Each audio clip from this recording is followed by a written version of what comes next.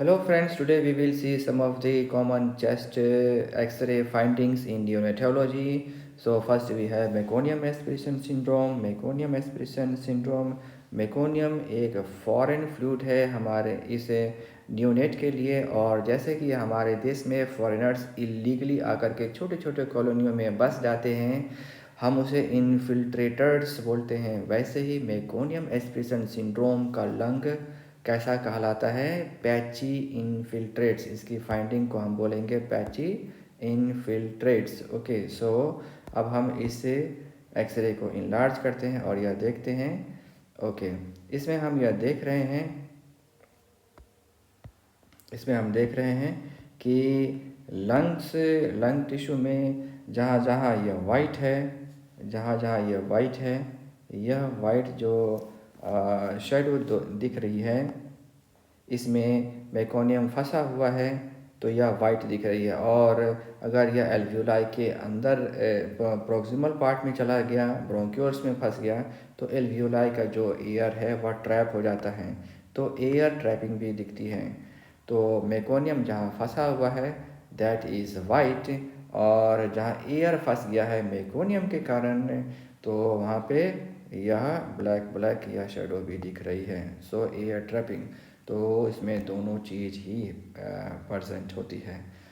तो कुल मिलाकर मेकोनियम एस्पिरेशन सिंड्रोम में x ray white patches, white sorry patchy infiltrates हम उसको बोलेंगे।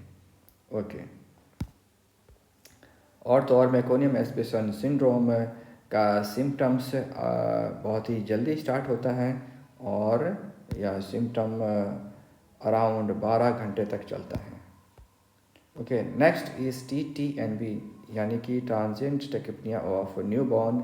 इसमें बॉडी का खुद का ही फ्लूइड है। दिस इज, इसमें इन्फिल्ट्रेट्स नहीं बोलेंगे, बॉडी का अपना फ्लूइड है। ओके, लेकिन अगर ये फ्लूइड अगर फिशर्स के अंदर अगर ये फंस जाए, देखते हैं, अगर ये फिशर्स के अंदर फंस जाए तो डायलेटेड फिशर्स दिखती है, जैसे कि यह एकदम यह डायलेटेड फिशर्स दिख रही है।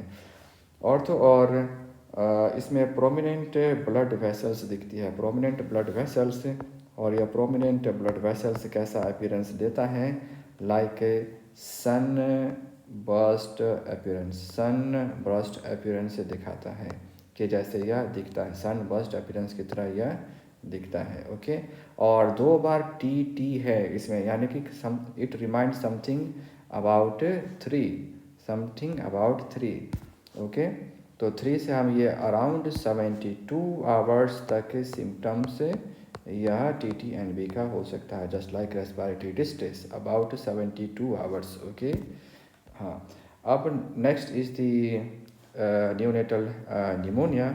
यह भी यह बैक्टीरिया से होता है। बैक्टीरिया अगेन यह फॉरेनर है, फॉरेन है, हम फॉरेन हमारे लंग टिश्यू के लिए होता है, तो यह भी इनफिल्ट्रेट्स करता है। तो इसमें कैसा होता है? छोटे छोटे कोड्स इनफिल्ट्रेट्स होता है, छोटे छोटे कोड्स इनफिल्ट्रेट्स यह दिखता है, एकदम जैसे कि यह राई के दाने के जैसे छोटे छोटे या कोर्स इनफिल्ट्रेट्स दिखता है। इसको फोटो का हम इलाज करते हैं, फिर हम देख पाएंगे। ओके, यह देखते हैं। अब इस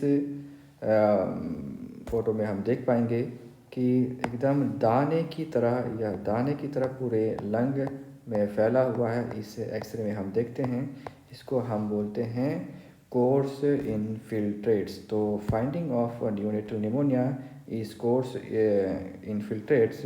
और अगर लंग टिश्यू अगर डेड होने लगे, क्योंकि बैक्टीरिया फाइट करेगा हमारे लंग टिश्यू से, तो वह टिश्यू ख़त्म हो जाएगा, मर जाएगा, तो that is the consolidation. So dead of lung tissue is consolidation. Okay,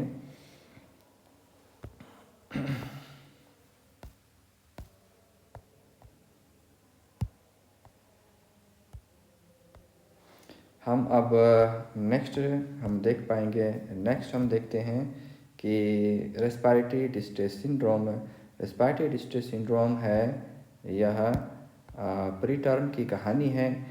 usually 34 weeks of gestation अगर उससे पहले का उम्र का अगर न्यूनेट है तो उसमें सरफेक्टेंट बहुत ही कम होगा, जिसके कारण कि एल्वियोलाई कोलैप्स हो जाएगी, उसमें एयर नहीं जाएगा, एयर एंट्री बहुत ही कम होगा और बिना एयर का लंग कैसा दिखता है, वाइट आउट लंग दिखता है, वाइट आउट लंग दिखेगा। ओके, और वाइट आउट लंग कुछ ऐसा दिखेगा जैसे कि प्लेन शीशा को किसी ने ज़मीन पे रगड़ दिया हो, ग्राउंड ग्लास अपीयरेंस की तरह एक्सरे दिखेगा रेस्पिरेटरी डिस्ट्रेस सिंड्रोम में। ओके।